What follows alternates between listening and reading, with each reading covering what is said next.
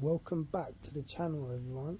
Today I'm bringing you something a little different, something very different. This is a mega mix of reviews of strains that I've tested over the past 8 months, all in one video. Whether you're a seasoned connoisseur or just getting started, I've got you covered with my honest takes. So let's dive into the highs and lows, mostly lows, of this medical cannabis scene in the UK. I want to start with Tiger's Eye. I don't have any as it was so long ago, and I'm talking about the previous containers, not this new batch which I'm yet to try tomorrow. Tiger's Eye, very special, unique terpene profile. I said it before in the reviews for it. Unique terpene profile due to the Joker's 31 with the gastropop. Very unique, wow. The next one on the list, that's really nice. Tyson's Tiger's Milk.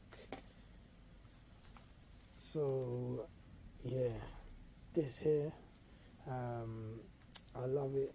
The unique terps, and this one really delivered. The unique terpene profile with this creaminess, creamy, very unique, due to the lineage. Wow, this one blew me away, and I recommend it. 28%. You know, some buds were not coming in at 28%, but that's neither here nor there. It doesn't really affect it at all. One of my favorites. I bought so many of them, as you can see there. So yeah. Next one is going to be Queen Sangria by Therismos Craft. Absolutely beautiful.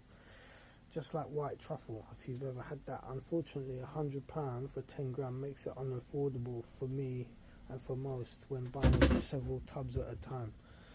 Love it, but I can't recommend it unless you're rich. It's an occasional tub for me, but lovely as a treat. The next one I want to go over is Aurora's Sourdough. The old batches. I haven't tried the new ones yet. People are saying it's not quite the same. I'm yet to verify that. In my opinion, very nice, but got a little boring after a while due to the heavy gas. If I wanted gas all the time, I'd go to the street and buy Star Dog. I've said this before. It gets boring after a few spliffs or vapes on a tiny mic too. Although occasionally you get a taste of the wedding cake, so it makes it pleasant. Right, next one on the list. Parveus 1, Green Carrot. Now, I had my issues with Green Carrot, which I'll come to in a minute. But this one, absolutely beautiful. But it's just gas again, and it gets boring after a while. So that's pretty much, that's all with that.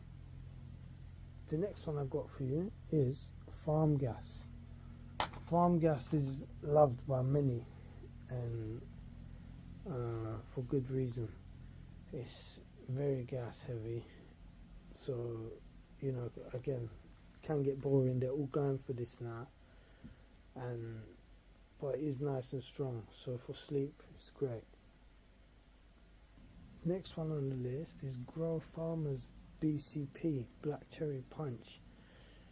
The first batches though were great, and I was amazed at the cherry in there, the berryish flavour. Cherry is very nice, very strong terps, and but I only bought one those times, and then I waited 3 months for it to come back, and then when it came back, I bought it again, and I got so disappointed. Hardly any terps. It was so muted, and that was a standout feature. So definitely don't recommend anymore. And it just goes to show you these things are so hit and miss. Like one time it can be good, and the same strain can be bad. So yeah, and I think if I remember rightly, this was non-irradiated. I can't seem to see it on here, but so it can't be that messing it up.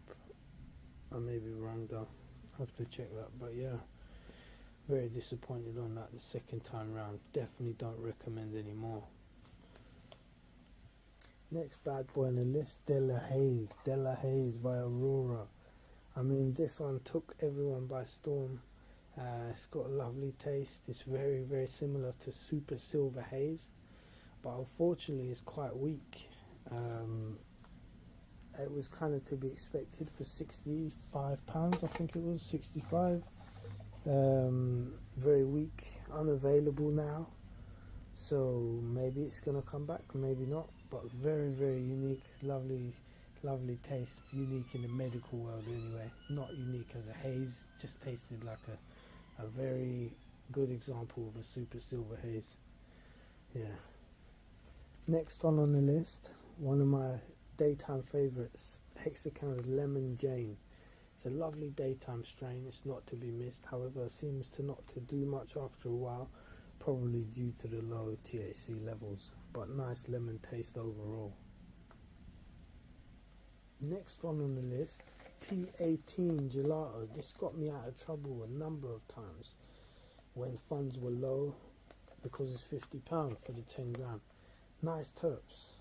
Gets boring after about half ounce, but for a small occasional get by as an emergency, yes, it's a yes.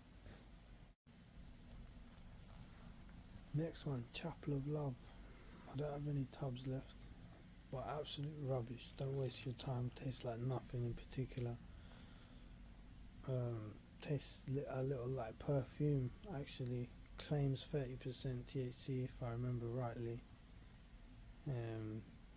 Tastes perfumey like permethrin or another insecticide. Next one, Creamy Keys. Cheap. Tastes like nothing. Cheap and a waste of time. Don't bother. Pure Sun Farms T21 Pink Kush. Don't have any of that either because I don't keep these packets. You see, it's like these little packets. Can't stand them, so I seem to not keep them. But Pure Sun Farms T21 Pink Kush, semi good. Smells and tastes okay. 5 out of 10. Next one on the list I've got is Lumiere Strawberry Malawi. Now, Lumiere Strawberry Malawi is, I waited for it for quite a while, and when it came, I said, you know what, this is going to be really nice. And in the end, it had no South African terps, no aniseed, no strawberry. So strawberry Malawi, but it doesn't have any strawberry or Malawi. So no South African terps, aniseed, licorice, and no strawberry. Nothing. Waste of time. Tub smells nice though, but after all, we're not buying it to smell the tub. So 420 Farmer Black Cherry Punch. Now that was worse. I only bought it once, but I bought it the same time as the other Black Cherry Punch, Grow Farmers one, and yeah, that was the time when Grow Farmers one was nice, and yeah, the 420 Farmer one was terrible. So waste of time, lack of taste, lack of terps, no strength. So that was a no from me.